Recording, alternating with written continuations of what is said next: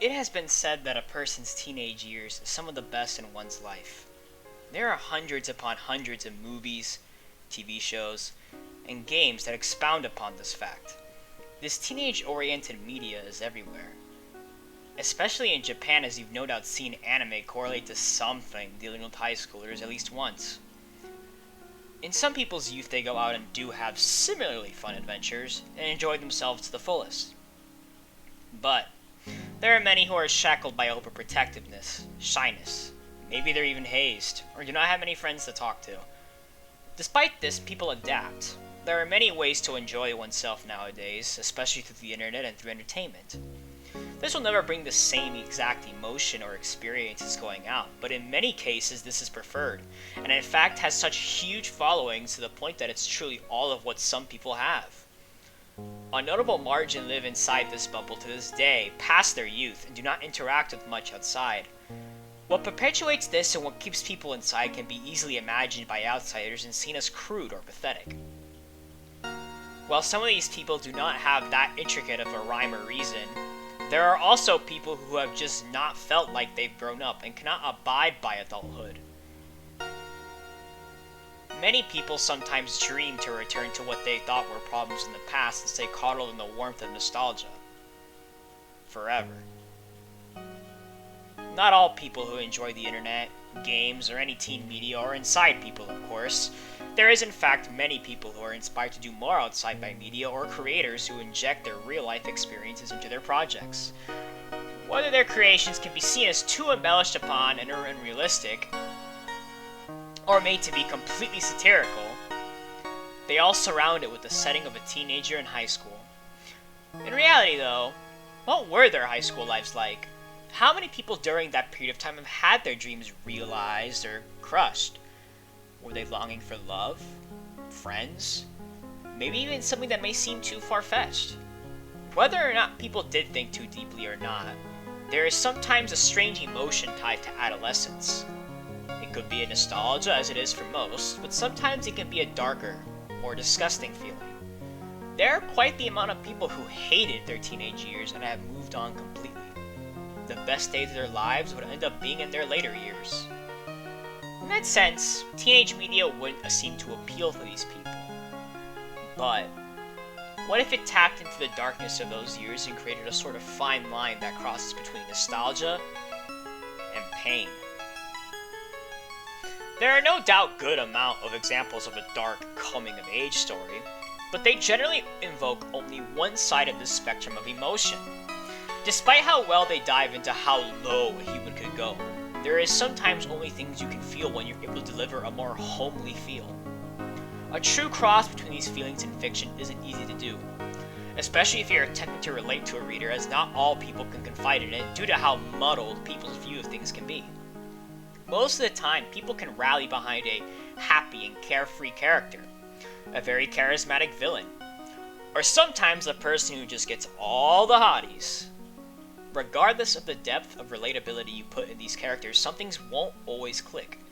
Truthfully, the way to win over the hearts of people is to create a more forlorn or romantic sense of empathy instead of a drawn-out, direct form of sympathy. The most exciting things are the things that can't happen in real life. It's why so many people look towards fiction for comfort or for fun. But things that are too perfect are boring, and things that are too flawed just remind people of why they dislike things in other parts of their life. The right amount of perfection and flaw creates an elevated form of beauty and righteousness in the landscape of fiction. Takuya Arima is the protagonist in a VN called Yuno, released in 1996 by Elf Corporation.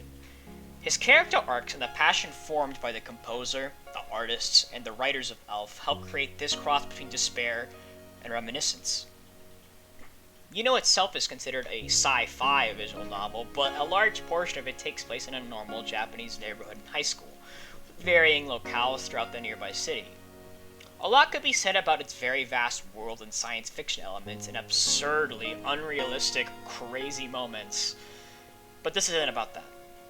Despite this game's genre, it actually fixates on a lot of different ideas, and the one that captured me personally was its portrayal of a charismatic teenage boy.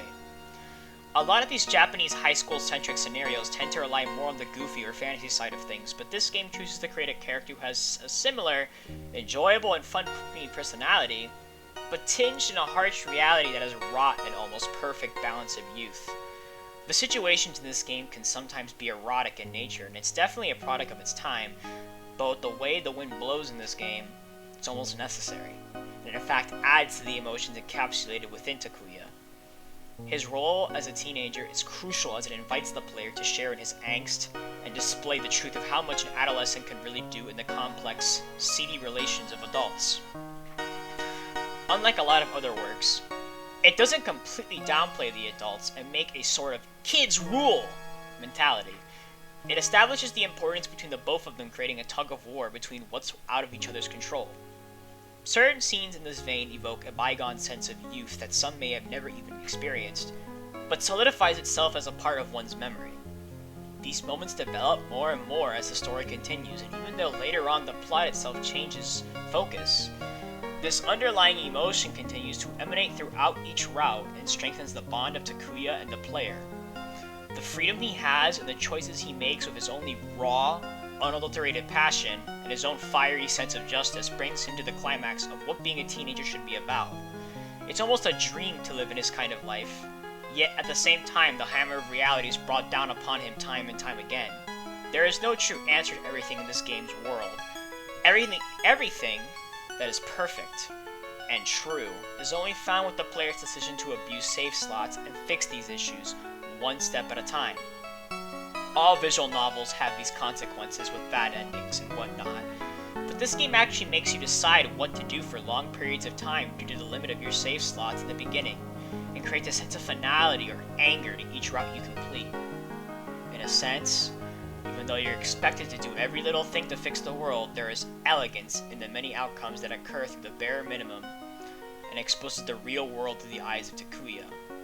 Even if you weren't to play, in this way, its scenarios will still tug on you and keep you daydreaming as if you were stuck in class and think of another life. In your life, have there been moments where you think back and feel like something was all a dream, but it really happened? Sometimes these moments can be good or bad, but they all share in a common that strange form of existence. Could have been insignificant, could have been an extremely important moment. All you know is that one way or another, it happened. And that's how feels.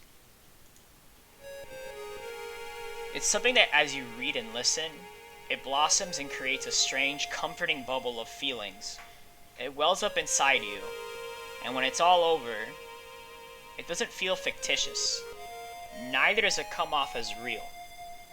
Gives you a dreamy high of a look into a dirty, fun youth you've never had, and brings you back around and throws you straight into your seat. It comes to show you that even if you haven't had these experiences, maybe you can still make them. Maybe you can be the one to put things into motion and create love. Not for others, but for yourself.